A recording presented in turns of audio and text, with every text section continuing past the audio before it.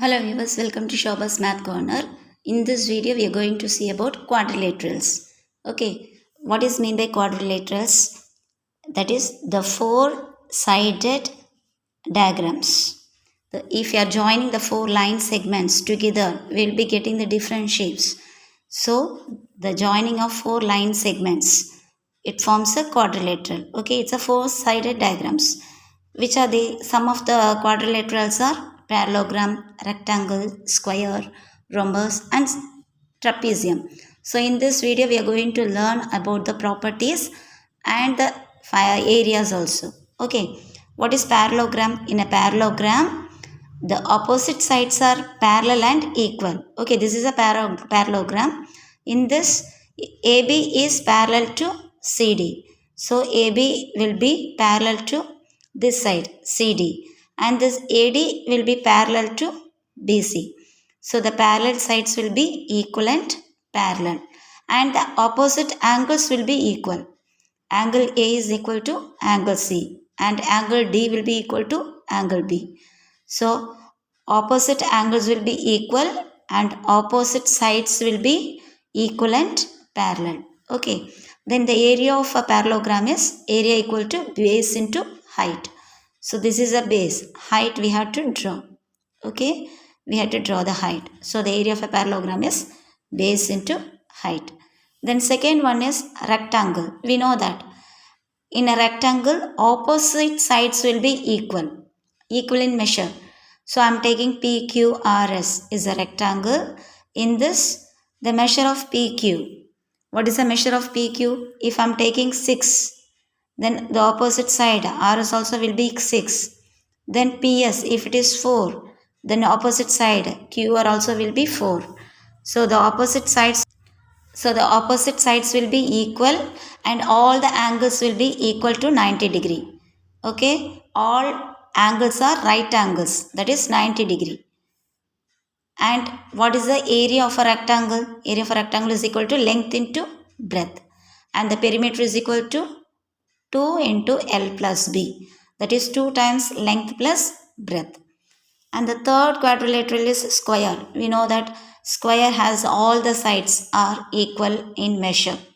Okay, if all the measures are equal, then it is a square. Then AB is equal to BC and BC is equal to CD and CD is equal to AD. For example, if I am taking this is 5 centimeter length, AB is 5 centimeter, then every sides will be 5 centimeter length. Then all the angles are equal to 90 degree. That is all are right angles. All the angles of a square is right angle. Then what is the area of a square? Side into side. Then the perimeter of a square is 4 into side. Okay. Then next fourth quadrilateral is rhombus. This is a rhombus. What is the property of a rhombus? Like square. Rhombus is also a square. All the sides are equal in measure and all opposite angles will be equal. For example, this and this will be equal. Opposite angles will be equal in measure. Okay. Then opposite sides also will be parallel. So this side is parallel to this. So PS is parallel to QR and SR will be parallel to PQ.